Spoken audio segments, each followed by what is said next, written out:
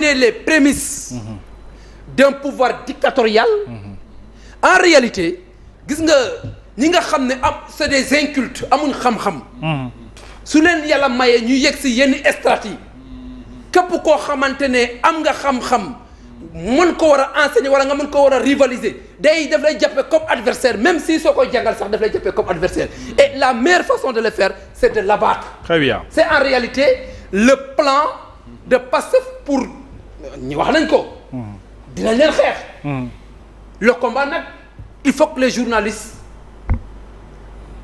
am résilience am courage jël seen responsabilité parce que nag fii koo fi bàyyi mu dem ak ay mbagam te yàllaa fi nekk yàllaa fi nekk gis nga pouvoir bi vous avez créé le monstre. li may wax ñun lekkuñu Très bien, parce que rapidement. kenn ñoo sell nit ñi Oui. ñun lekkuñu fonds commun lekkuñu caisse noire xam nga fonds spécial parce que dem nga di wax ne caisse noire dafa haram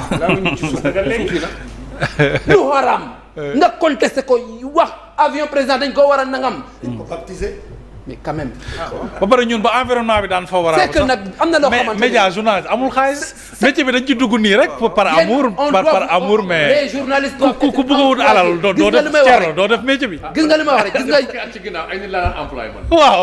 ay nit laa daan fay fukki at ci ginnaaw. journaliste li may wax rek gis nga journaliste force de l'ordre médecin enseignant saa waay surtout enseignants yi. ñooñu kenn mo ça tes amis non enseignants damay merci. ñëw mais économiste avant muy nekk économiste enseignant la ñoo ko jàngal gis nga ñooñu on doit les soutenir. C'est ça, merci. Nous devons les soutenir. Merci Samba. Alors, on va terminer avec cette affaire au niveau de la ville de Dakar. J'ai envie de dire suite et pas fin, parce que Nimbiri Tambale, Balegi Djahagul, le Premier ministre annonce déjà Aliou des audits à la mairie de Dakar. L'adbimoy va-t-on vers la liquidation de Barth, parce que Djibril Abdouloumou souffle sans que pas Momodou, Dani Nyong Tchen Kote Bob Sang, Nenako, Yen Tank le Djib. Alors, Aliou, est-ce que Tamit, quand même, xam naa Aliou moom il est sur les principes quoi mais par élégance est-ce que war nañu yegg foofu lan la ñuy lënbët audit lan lañ bëggal le maire Barthélémy. mais mooy l'éliminer définitivement. ñoo yor seen de la nguur tey Barthélémy Diaz est gênant et même très gênant. ñoom ils ont envie de garder le pouvoir jusqu'en 2050. Bah il faut bien qu'ils fassent le maximum fépp fu ñu mën a am ay je parle politique ah. waaw bien sûr. fépp fu ñu mën a am fépp fu ñu mën a am ay kii nu mu tudd pour. fu ñu mën a sukkandiku fu ñu mën a sukkandiku. pour mën a détruire définitivement politiquement Barthélémy Diaz. bah forcément ils vont le faire. mais Barthélémy Diaz est très conscient et je pense que c'est un homme averti. Il a au moins 25 ans d'expérience politique. Eh ben je pense que ni il va se défendre. ah quand même te il n'aura pas le choix de toute façon. parce que moom tamit ci seen biir la nekkoon. man de xam nga lan laay xaar. Pape Diouf cooki fin. cooki fin man fin bi laay xalaat parce que man xam naa ne gëm naa ni Barthélémy Dias am na yu bari yoo xam ne. bu ko génnee comme ay armes. réew mi dina mel ni. dina yëngu de waaw dina yëngu. man nag des fois damay bëgg muy yëngatu xam nga lu tax. parce que ci yëngatu boobu ba jaxasoo. ci lay lépp di leer ci lay xam kan mooy kan ci réew mi. oui quand même. yooyu des fois il faut mu am xaw ma ñuy wax ni il faut casser pour faire omelette. il faut nga toj ay nen. non mais nañu toj lépp rek. mais Aliou politique daal waxul dëgg. non mais parce que ñaari doomu ndey nii. bah oui. oh là là. bah moi j'aurais comme les. te affaire yi daa yàggul dara. bah c'est-à-dire que. man su ma xoolee yenn affaires yi dama naan bon ndeysaan. bon bah. Barthélémy n'a qu'à assumer hein. ah oui et pour dire juste pourtant il est intelligent quoi mais lan lañ ko mënee dóoree nii à ce point là. parce que man pour man Pape dañ ko dóor. pour man dañ ko nax quoi. mais pourtant il est très intelligent. mais est-ce que politique moo fa jaar rek du kii yam son éducation. waaw moom bu ànd ak yow il est. waaw jeex na parce que il était clair li ma waxoon leer na. Barthélémy nee na man Sonko laay jàppale tant que yaa Khalifa Sall. ce sera Khalifa Sall mais sinon ce sera Sonko. te suñu coalition bi day dem. mais mbir mi moom mooy am wax nañ ko sànq jibi je crois que commencé woon na di ci wax sànq affaire bi mooy affaire de rendez-vous ak Macky Sall.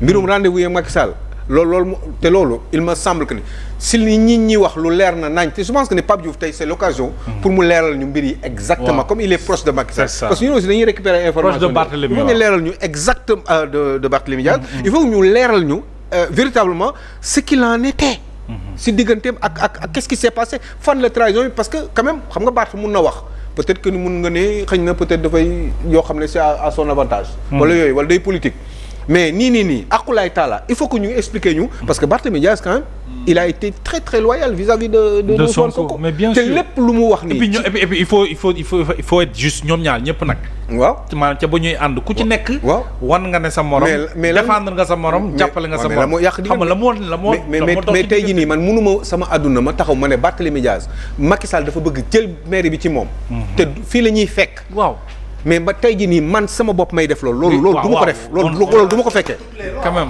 en violation de toutes les lois mais même sax foofu nag ngay wax ma ko moral loi bi après mën nañu dem ñu discuter ci ndax noonu la wala du noonu on attendra le 18 surtout le 18 boobu lay gën a leer mais balaa loolu sama diggante ak nit ki ma wax mais kon xam nga aussi man Sénégal il faut que ñooy ngeen moytu ñi ngeen di àndal parce que quand même wóorul parce que nit tey jii nii mën nga ko waxal lu nekk ci lu baax fekk ni nit ki yow nii bu ñu la joxee paaka nga rendi ko bis dëkk bi wóoratul parce que quand même man munoo mu wax loolu man nit ba pare ñu taxaw jomb naa ko dama mës a dégg ni Macky Sall wax benn wax mu ne moom ruus na wax naa ci kaw Macky Sall la woon mu ne ruus na Macky Sall ci kaw Barthélémy Diaz la woon mu ne moom ruus na bàyyi nit Barthélémy Diaz ñu fal ko ci mairie de Dakar mu koy indil ay jafe-jafe pour ñu dàq ko loolu nee na moom rus na loolu moi je pense que ki waroon gën a rus loolu ñi waroon gën a moytu loolu moom mooy wax dëgg yàlla axulaay taala kese parce que yàlla kese fi nekk mooy wax dëgg yàlla ak lu mu mënti jote même bu demee ba déggatuñu politiquement moom ak Ousmane Sonko ak Barthélémy Diaz mën na ko bàyyi xeex ko politiquement parce que bokkatuñu yoon politique mu xeex ko politiquement mais pas di utiliser ay stratagèmes nii très bien pour mën ko yàq définitivement je crois que ni foofu nag la ñuy wax waxu góor mais encore une fois république xàmmeewul góor dommage c'est dommage république droit la xam surtout politique yoon la xam foofu ngay xoole léegi nag après xëy na nag un grand philosophe Bentham disait que ni demander la différence entre le droit et la morale très bien alors ñu ko laajee mu tontu mu ne amul différence ils ont le même centre c'est juste qu'ils n'ont pas la même circonférence. xam nga dégg nga wax. dégg nañ la bu baax. exactement. et kon donc à la base droit ca morale la jógee. waaye la morale est une source de droit. waaw Aïcha Cheikh. oui allez-y daanaka Aliou c'est bon ah. non c'est juste que rek ndeysaan xam nga il faut que Ousmane Sonko un jour peut-être dina ko bind ci ay kiyam. waaw ana lu tax. waaw mbir yi demee nii. waaw et puis ñoom ñaar ñëpp ils doivent des explications. alors mais waaye nag juste pour terminer. il faut cooki am.